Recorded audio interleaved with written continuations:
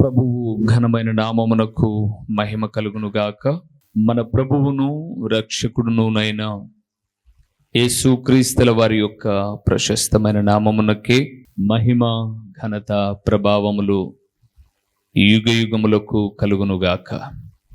సర్వాధికారి అయిన దేవుడు ఆయన యొక్క గొప్ప కనికరమును బట్టి మరొక శ్రేష్టమైన శుభదినములో దేవుని మాటలు ధ్యానము చేయుటకు దేవుని సన్నిధానములో కూడి ఉండే గొప్ప భాగ్యాన్ని దేవుడు మనకి ఇచ్చి ఉండగా, దేవాది దేవుడు అనుగ్రహించిన ఈ శ్రేష్టమైన శుభ తరుణాన్ని బట్టి దేవునికి మనము హృదయపూర్వకమైన స్తుతులు చెల్లించబద్దులమై ఉన్నాము.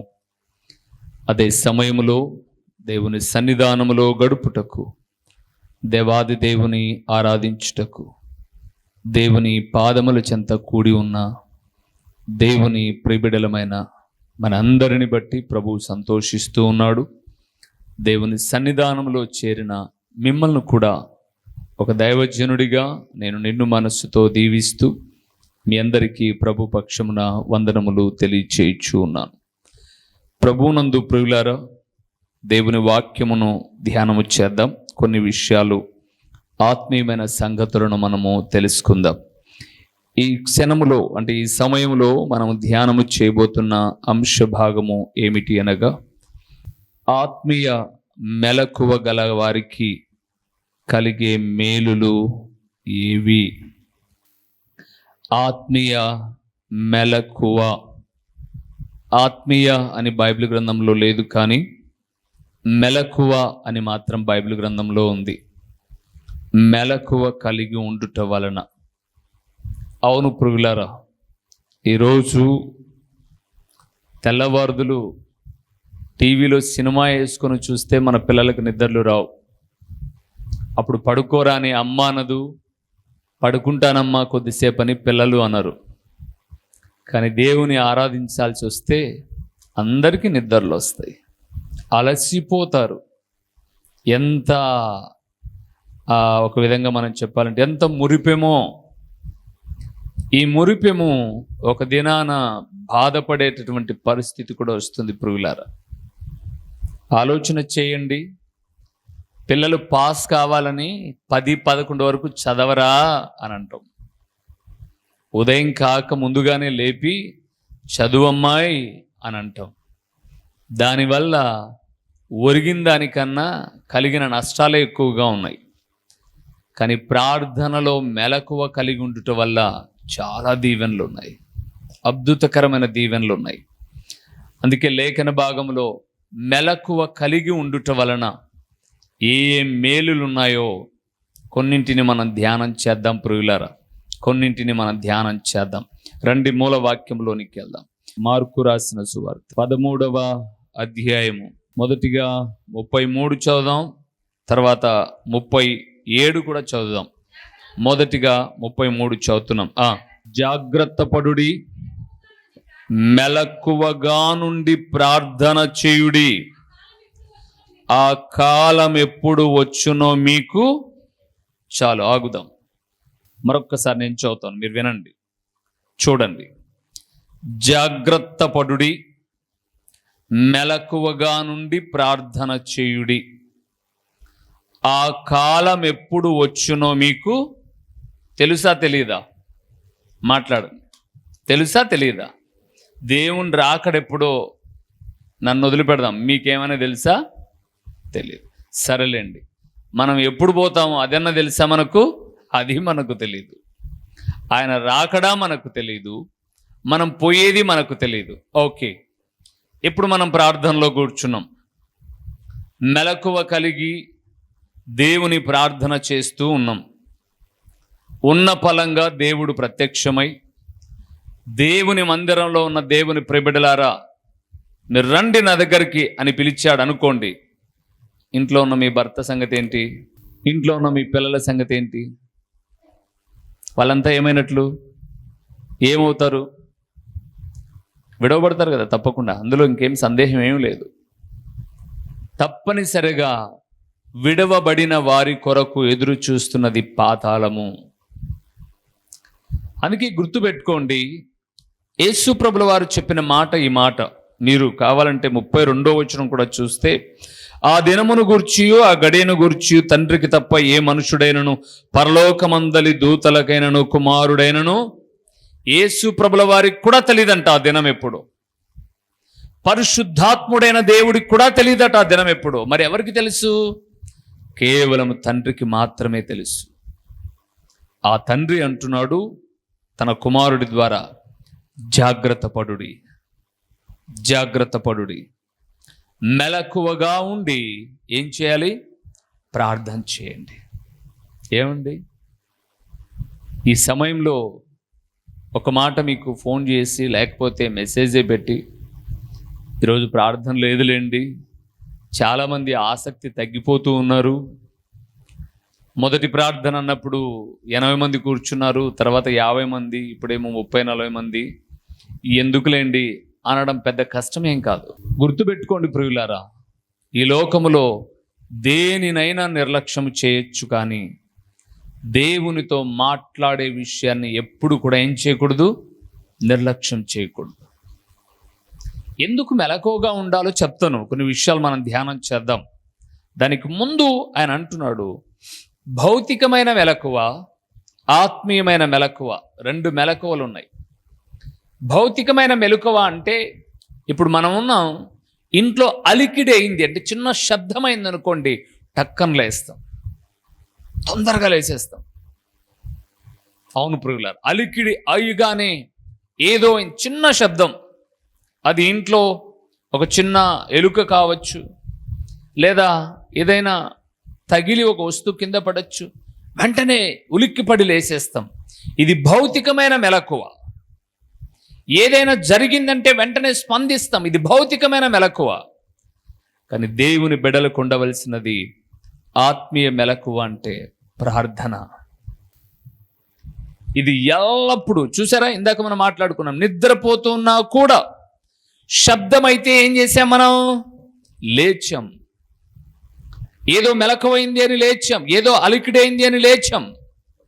అలాగే ఏ సమయంలోనైనా సరే ఆత్మీయ మెలకువ కలిగిన వారు వెంటనే దేవా అని దేవుని పాదముల చెంతకు రావడం, అది చాలా ప్రాముఖ్యం. శారీరకంగా నిద్రపోయిన, ఆత్మీయంగా నిద్రపోయిన, శారీరకంగా ఆత్మీయంగా 2 రీతులుగా నిద్రపోయిన సంసోను ఏమయ్యాడో చూడండి, బోడివాడైపోయాడు. బలశూరుడే, గొప్ప బలవంతుడే, పచ్చి గాడిద దవడ ఎముకతో 1000 మందిని తరిమి చంపినవాడే. శారీరకంగా మెలకువ లేదు, ఆత్మీయ స్పృహ కూడా లేదు. చూడండి, ఒక స్త్రీ తన తొడ మీద పడుకోబెట్టుకొని అతని జడలన్నీ కత్తిరిస్తూ ఉంటే అతనికి ఏమాత్రం చలనం లేదు. ఇది భౌతికమైనదైతే, ఆత్మీయ మెలకు కూడా మీకు జ్ఞాపకం చేస్తాను. ఆమె విసిగిస్తూ ఉంది అని బైబిల్ గ్రంథంలో రాయబడింది.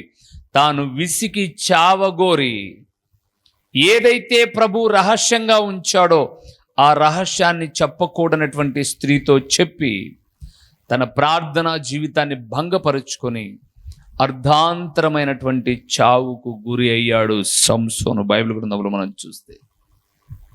అందుకే దేవుని సేవకుడిగా జ్ఞాపకం చేస్తున్నాను ప్రియులారా, మెలకువ అనేది చాలా ప్రాముఖ్యం. ఏ మెలకువ కలిగి ఉండాలో చాలా విషయాలు ఉన్నాయి. అందుకే భక్తుడైన పౌలు తెస్సలోనికి రాసిన పత్రికలో ఒక మాట అన్నాడు, చూడండి. నేను వాక్యంలోనికి వెళ్ళక ముందుగా కొన్ని విషయాలు మీకు టూకీగా వివరిస్తాను. తెస్సలోనికి రాసిన మొదటి పత్రిక 5వ అధ్యాయము 6వ వచనం.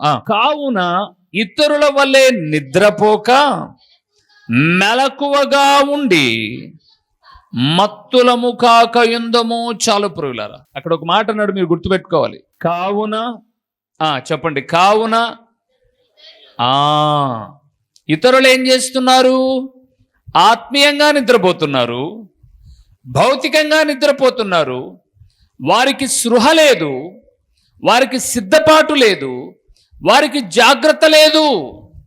అందుకే పౌలు అంటున్నాడు, ఇతరుల వలె నిద్రపోమాకండి. చాలా మందికి ఈరోజు నిద్ర మీద ఉన్న మక్కువ ప్రార్థన మీద లేదు. నేను చెప్పమంటారా ప్రియులారా, ఇంత దేవుని వాక్యం వింటున్నా చాలామంది 8:30, 9 దాకా పడుకొని డ్యూటీకి అర్ధ గంట ఉంది అనగా ఎవడో యూపు మీదేసి పడేలమని కొట్టినట్టుగా అప్పుడు లేచి డగడగడగడగడగడగేసి ఒక ఇడ్లీ తినేసి అద్రబర పరిగెత్తగలిపోతుంటారు డ్యూటీకి. రాత్రి 1 గంట దాకా గవిలోనికి వెళ్ళి నట్టు తొగావా? నీకేమి లేదు, శ్రద్ధ లేదు, భయం లేదు, భక్తి లేదు. గుర్తుపెట్టుకోండి ప్రియులారా, సమయము చాలా విలువైనది. ఉదయకాలమే లేయాలంటే రాత్రికాలం ఏం చేయాలి? తొందరగా పండుకోవాలి. గుడ్, తొందరగా పండుకోవాలి. తొందరగా పడుకోవాలని చెప్పేసి 7 గంటలకి అన్నం పెట్టు పడుకుంటాను అనద్దు. ఒక టైం ఉంది. 8 అవర్స్ చక్కటి నిద్ర అన్నది. 8 గంటలు ఒక మనిషికి సగటున నిద్ర అవసరం. 9కి పండుకో, చక్కగా 9 గంటలకు పడుకో. ఉదయం 5కి లేచిన 8 గంటలు అవుతుంది. 10కి పట్టుకో, ఉదయం 6కి లేచిన 8 గంటలు అవుతుంది. మంచి నిద్ర, అది చాలు. ఇంకా అలా కాదు, రాత్రి 11, 12 వరకు ఫోన్లు తిప్పుతా తిరుగుతా ఏ మధ్యరాత్రిలో పడుకోవడం, తెల్లవారి అందరూ లేచి పనులు చేసుకుంటున్నా నిద్రపోవడం. ఇక డ్యూటీకి సమయం లేదా పనికి సమయం, బడికి సమయం అయింది అని అంటే అప్పుడు తొందరపడ్డం. ఇంకా ఇది ఇతరులకు మనకు ప్రత్యేకత కలిగింది కాదు ప్రియులారా. ఎప్పుడైనా పరిచర్య నిమిత్తం అలసిపోయి వచ్చినప్పుడు నేను కూడా పడుకుంటాను 7, 8 వరకు. అప్పుడు నేను రాత్రి వచ్చేసరికి ఏ సమయం అవుతుంది అని అంటే నేను చాలా మాటలు మీకు జ్ఞాపకం చేశాను. 12, ఇంటికి వచ్చేసరికి 11 అట్లయినా మరలా ప్రార్థన చేసుకొని పడుకోగానే నిద్ర రాదు.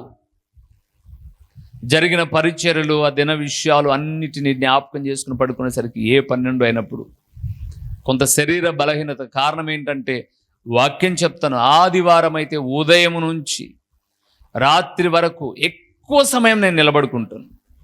మీరు పాట పాడడానికో బైబిల్ చదవడానికో మహా అంటే ఒక 5 నిమిషాలు లేస్తే అబ్బా ఆపుసోపులు పడిపోతారు. కొంతమంది ఆ 5 నిమిషాలు కూడా లేరు. అదే ఒళ్ళు బద్ధకమో అని నాకు తెలియదు. డాక్టర్ వెనక్కి తిరుగుమా అంటే వెనక్కి తిరుగుతాడు, ముందుకు తిరుగుమా అంటే ముందుకు తిరుగుతాడు, నోరు తెరుచుమంటే ఆన్ తెరుస్తుంది, ఊపిరి పీల్చుమా అంటే మొత్తం లోపల ఉండేది అంతా లోపలికి పోయిందాక అని మింగుతుంది, మూలిగి మింగినట్టు. అప్పుడేం కనపరాదు డాక్టర్ దగ్గర.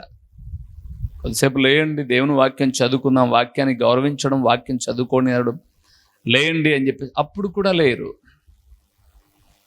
నేను ప్రభునందు ప్రియులారా 9 గంటలకు నిలబడుకుంటే 11:30కు వాక్యం అయిపోతే మరలా ప్రార్థనలు చేసి ఇంటికి వచ్చేసరికి 12 అవుద్ది. అంటే 9, 10, 11, 12 ఒక 3 గంటలు ఇక్కడ డ్రైవింగ్ చేస్తాను. దాదాపు ఒక 150 కిలోమీటర్లు డ్రైవింగ్ చేస్తాను. మరలా ఒక గంట అక్కడ నిలబడుకుని వాక్యం చెప్తాను, మరలా ఒక అర్ధగంట ప్రార్థన చేస్తాను, మరలా డ్రైవింగ్ చేసుకుంటూ వస్తాను. కానీ ప్రభునందు ప్రియులారా, దేవునికి ఇవ్వాల్సిన టైంలో మాత్రం ఇతరులతో పోల్చుకున్నప్పుడు దేవా జాగ్రత్త పరచబడ్డానికి సహాయం చేయి. ఒకవేళ ఉదయకాలం నా సమయం ఎప్పుడన్నా భంగపడితే, నేను సేవలో ఉన్నాను కాబట్టి 10 గంటల నుంచి ఇంకా సమయాన్ని కేటాయించాను అని అంటే ప్రభునందు ప్రియులారా, మధ్యాహ్నం భోజనం చేసేంత వరకు దేవుని వాక్యము సెలవిస్తుంది, ఇతరుల వలె నిద్రపోక ఎలాగుండాలట, మెలకువ కలిగి ఉండండి. అందుకే మెలకువ ప్రార్థన గురించి భక్తుడైన పౌలు ఒక మాట అన్నాడు. రోమీలకు రాసిన పత్రికతో చూద్దామా? రోమీలకు రాసిన పత్రిక 12వ అధ్యాయము 11వ వచనాన్ని మనం చూద్దాం ప్రియులారా. ఆసక్తి విషయములో మాంద్యులు కాక, అంటే సోమరులు కాకోకుండా ఆత్మయందు తీవ్రత గలవారై ఏం చేయాలి? సేవించాలి. ఆత్మయందు తీవ్రత అంటే ఒక తృష్ణ. ఎలాంటి తృష్ణ? కొరాహు కుమారులు ప్రార్థన చేశారు, దుప్పి నీటి వాగుల కొరకు ఆశపడినట్లు దేవా నా హృదయము నీ కొరకు ఏం చేస్తుంది? ఆశపడుతుంది. జీవము గల దేవుని దర్శించుటకు తృష్ణ గునుచున్నది. నేను ఎప్పుడు చూస్తాను ఆయన్ను, నేను ఎప్పుడు ఆయన సన్నిధిలో గడుపుతాను, ఎప్పుడు నేను ఆయనను ఆరాధిస్తాను. ఒక తృష్ణ ఉండాలి ప్రియులారా. దేవుని దగ్గరికి రావడం అనేది మనస్సులో కలగవలసినటువంటి ఉన్నతమైన ఆనందముతో కూడిన భావన ఉండాలి. అందుకే కొరాహు కుమారులు చాలా మంచి విషయాలు రాస్తారు. నేను ఎప్పుడు వెళ్ళుదును నా దేవుని సన్నిధికి, నేను ఎప్పుడు ఆయనను దర్శించెదను, నీ దేవుడేమాయనని లోకస్తులు అంటుంటే నా కన్నీళ్లు నాకు అన్నపానములయ్యాయి, అయినా సరే నేను ఎప్పుడు ఆయనను దర్శించుదును. దేవునిందు ప్రియులారా, దేవుని యొద్దకు రావడానికి ఎప్పటికప్పుడు ఉత్సాహభరితంగా ఉండాలి ప్రియులారా. ఈరోజు క్రైస్తవులకు ఎలాగ తయారైపోయిందంటే, ఆదివారము భార్య కోసమో భర్త కోసమో లేదా రూబేనన్న కోసమో లేదా అమ్మా నాయన కోసమో వచ్చి బిడ్డుమని బిగబట్టుకొని 1.5-2 గంటలు కూర్చొని ఏ ప్రతిస్పందన ఉండదు, ఆత్మయందు ఏ తీవ్రత ఉండదు, నేర్చుకోవాలన్న తపన ఉండదు, బ్రతుకును సరిచేసుకోవాలన్న బలిష్టమైనటువంటి కోరిక ఉండదు. ఎవరి కోసం ఒకరి కోసం మూతి బిగబట్టుకొని కూర్చొని అయిపోయిందా, అయిపోయింది జీవుడా, మరలా ఆదివారం దాకా ఈ గుడి మెట్లు తాకమేమో అని వెళ్ళిపోతూ ఉంటారు. అందుకే వారి జీవితాలు ఎప్పుడు కూడా ఎలాగుంటాయి అంటే సున్నము కొట్టిన సమాధుల వలె ఉంటాయి.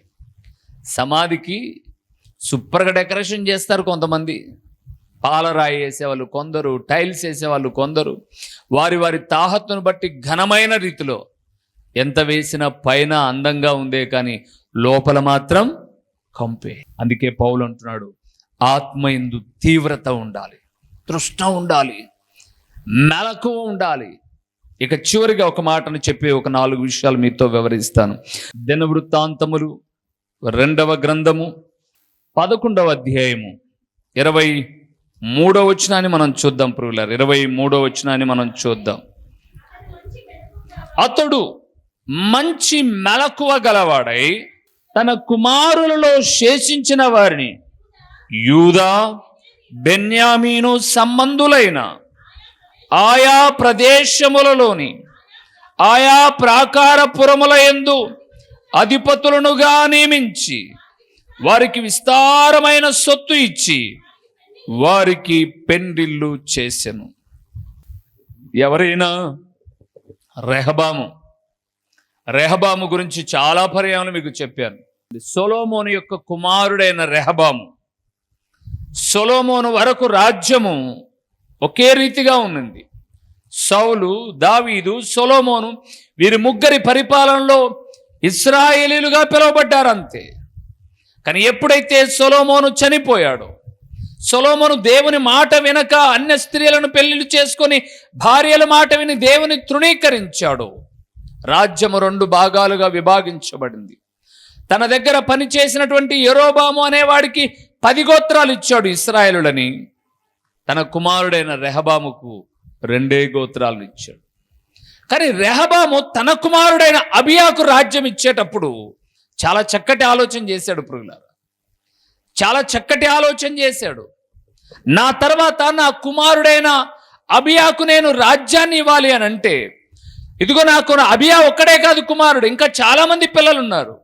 అందరినీ పరీక్షిస్తున్నప్పుడు అబియా ఎలాంటి వాడున్నాడట? 22వ వచనం చూడండి ప్రియులారా. 22వ వచనం చూడండి. 11వ అధ్యాయము 22వ వచనం.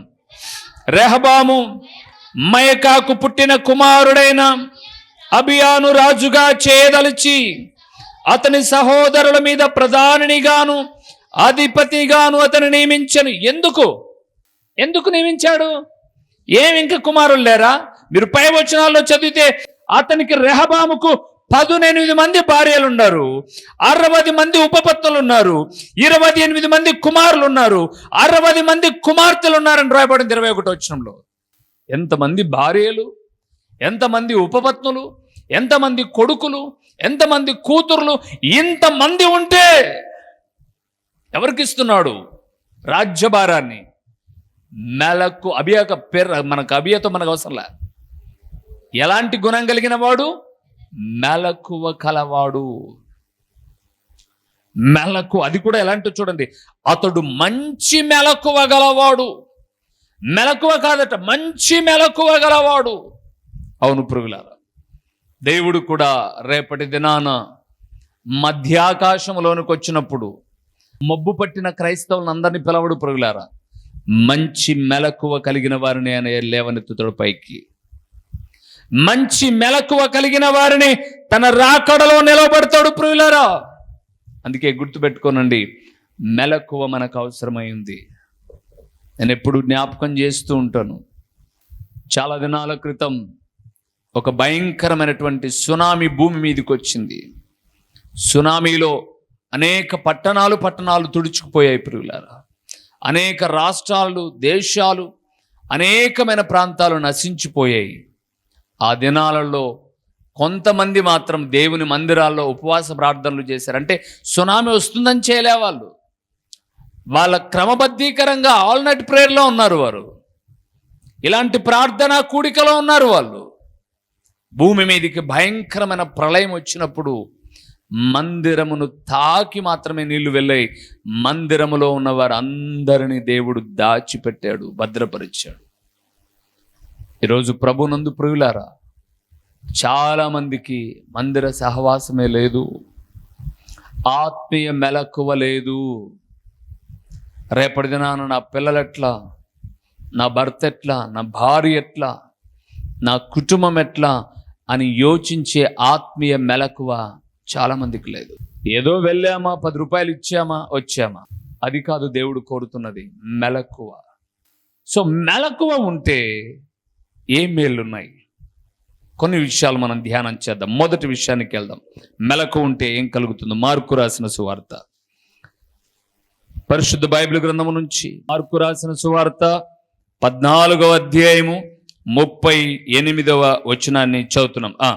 మీరు శోధనలో ప్రవేశించకుండానట్లు మెలకువగా నుండి ప్రార్థన చేయుడి. ఆత్మ సిద్ధమే కాని శరీరము బలహీనమని చెప్పి. చాలు ప్రియులారా, మొట్టమొదటిది ఎందుకు మెలకువగా ఉండాలి అని అంటే, మొట్టమొదటిది ప్రియులారా, శోధనలో ప్రవేశించకుండా ఉండడానికి. శోధకుడు మనలను శోధించడానికి అనేక రీతులుగా వస్తాడు.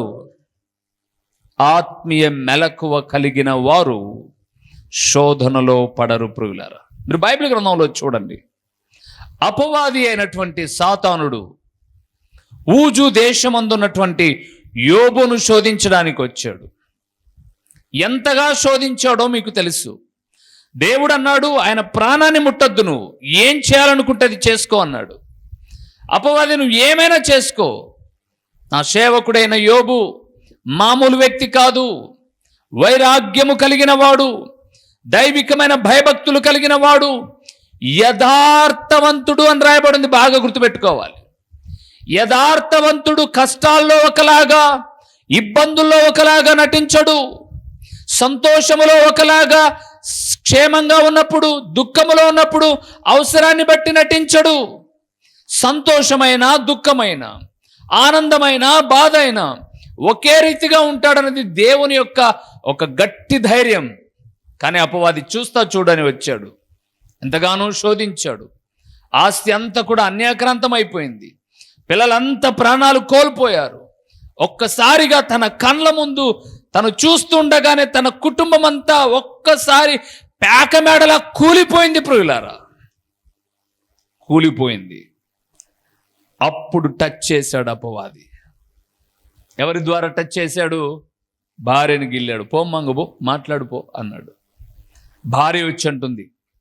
అంటే భార్య వచ్చి అంటుంది అని అంటే యోబు ఏం చేస్తున్నటప్పుడు? ప్రార్థనలో ఉన్నాడు. గుర్తుపెట్టుకోండి. ఎందుకు ప్రార్థనలో ఉన్నాడు అంటున్నాను అంటే, ఆమె అంటుంది, మిస్సెస్ యోబు గారు, ఇంకా దేవుడు దేవుడు అంటావేంటి? ఆ దేవుణ్ణి దూషించి నువ్వు చావు అంటుంది. అంటే దేవుణ్ణి స్తుతిస్తూ ఉన్నాడు. ఇన్ని జరుగుతున్నా దేవా అని ఆయన నామస్మరణ చేయడము యోబు భార్యకు నచ్చడంలా. యోబు అంటాడు, ఆత్మీయ మెలకువ కలిగిన యోబు అంటాడు, అమ్మా దేవుని వల్ల అన్ని మేలేనా? ఒకవేళ ఏదైనా కీడో, సమస్యో, శ్రమో ఎదురైతే వద్దా దేవుడు? వద్దా దేవుడు? ఈరోజు ఒక సంగతి, రిజల్ట్ వచ్చేస్తున్నాయి కదండి. ఒక అమ్మాయి ఫోన్లో కూడా మాట్లాడడానికి ఇష్టపడ్డంలా, మార్కులు తక్కువ వచ్చినందుకు. నన్ను అడిగితే ఒక మాట చెప్తాను, పరీక్ష యేసుప్రభు రాసినాడా, అమ్మాయి రాసిందా? ఏమో పరీక్షలు మీరు రాస్తారా, యేసుప్రభు రాస్తాడా? అంటే ప్రార్థన చేసినలా అంటే ప్రార్థన చేస్తే పరీక్ష నువ్వు కాదా రాసేది? సంవత్సరం అంతా చదివేది నువ్వు కాదా? నీ చదువుకు తగిన మార్కులే వచ్చి ఉంటాయి. దానికి ఇప్పుడు ఏంటి నింద? ఎవరి మీద? అంటే నీకు మార్కులు తక్కువ వస్తే నింద దేవుని మీదనా? ఎంత దౌర్భాగ్యమైన స్థితి అండి. ఏమ్మా నేను మాట్లాడుతాను, తక్కువే కదా వచ్చింది అని అంటే, లేదు పాస్టర్ అయ్యా ఏడుస్తుంది, మాట్లాడదంట పాస్టర్ అయ్యా. ఏమో పాస్టర్ అయ్యా ఎందుకంత పాస్టర్ అమ్మా, ఎందుకంత పాస్టర్ అయ్యా, ఎందుకు మాట్లాడదంటే, దేవుడు నాకు చాలా ఏం చేశాడంట, ఇది మార్కులు తక్కువ వచ్చింటే అన్న ఏం చేశాడంట. నేను అనుకున్నాను ఈసారికి నువ్వు ఫెయిల్ అవుతావు బిడ్డ. తక్కువ వచ్చింటేనే దేవుడు అన్న ఏం చేస్తే, ఈసారికి తప్పిదం అంటే ఏదైనా జరిగితే నీ వల్ల జరిగింటది తప్ప దేవుడి వల్ల నాకు జరుగుతుంది. మన ప్రభువును రక్షకుడునునైనా యేసుక్రీస్తుల వారి యొక్క ప్రశస్తమైన నామములో ప్రొద్దుటూరు పరిసర ప్రాంతాలలో ఉన్నటువంటి ఆత్మీయులైన దేవుని ప్రియబిడ్డలైన మీ అందరికీ శుభవందనములు తెలియచేయుచున్నాను. ప్రభునందు ప్రియులారా, దేవుని మహాకృపను బట్టి ప్రొద్దుటూరు ప్రాంతంలో హోమస్పేటలోని రాఘవరెడ్డి ఫంక్షన్ హాల్లో గడిచిన 2 సంవత్సరాల నుంచి జరుగుతున్న స్వార్థ కూడికను మార్చబడినది అని తెలియచేయుటకు సంతోషిస్తున్నాను. పైకి ఎక్కలేని అననుకూలతలో ఉన్నప్పుడు అందరము ప్రార్థన చేయగా ప్రొద్దుటూరు నడిబొడ్డున ఉన్నటువంటి ఒక స్థలమును దేవుడు మనకు లీజుకి ఇచ్చాడు.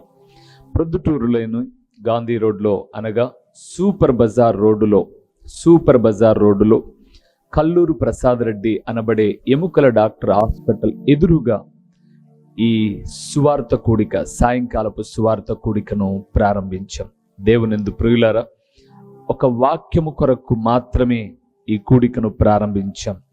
వాక్యము ప్రొద్దుటూరులో లేదు అని కాదు, కానీ మరింతగా దేవుని వాక్యము మీకు చేరువ చేయాలి అని ప్రతిదినము టీవీలో వింటున్నటువంటి దేవుని వాక్యాలు మీకు ఆశీర్వాదకరంగా ఉన్నాయి అని ఒక సంఘ ప్రాంత భేదము లేకోకుండా ఉదయకాలపు కొన్ని అననుకూలతలో కూడా చాలామంది ఆరాధనకు వెళ్ళలేని వారికి, దేవుని వాక్యము వినలేని వారికి ఒక సౌకర్యవంతముగా సూపర్ బజార్ రోడ్డులోని కల్లూరు ప్రసాద్ రెడ్డి హాస్పిటల్ ఎదురుగా ఒక క్రీస్తు ప్రార్థనా గృహము అనే ఒక స్థలంలో ప్రతి ఆదివారము సాయంకాలం 6 గంటల నుంచి 8:30 వరకు ఈ సువార్త కూడిక జరుగుతుంది. కేవలం దేవుని వాక్యము మాత్రమే ప్రకటించే ఒక ప్రణాళికతో, వాక్యమే అన్ని కార్యాలు చేయగలదు, వాక్యము మాత్రమే నెమ్మది ఇవ్వగలదు, వాక్యము మాత్రమే స్వస్థపరచగలదు, వాక్యము మాత్రమే సరైన మార్గములో నడిపించగలదు, వాక్యము మాత్రమే గొప్ప ఆదరణ ఇవ్వగలదు, వాక్యమే జీవాధారమై ఉన్నది అని తెలియచేయే అమూల్యమైన ఉద్దేశముతో ఈ ప్రతి ఆదివారపు సాయంకాలపు స్వార్థ కూడికను ప్రారంభించాం. ప్రియులారా, ఇప్పటికే అనేక మంది కూడికకు వస్తూ ఉన్నారు. మే 19వ తారీఖు 2024 ఆదివారపు దినాన ప్రారంభించాం. అనేక మంది కూడికకు వచ్చి దేవుని వాక్యం వింటూ దేవుని రాకడకు సిద్ధపడుతూ ఉన్నారు. మరి మీరెందుకు రాకూడదు? మిమ్మల్ని కూడా ఒక ప్రేమపూర్వకమైన ఆహ్వానాన్ని అందిస్తూ ఉన్నాం. రండి.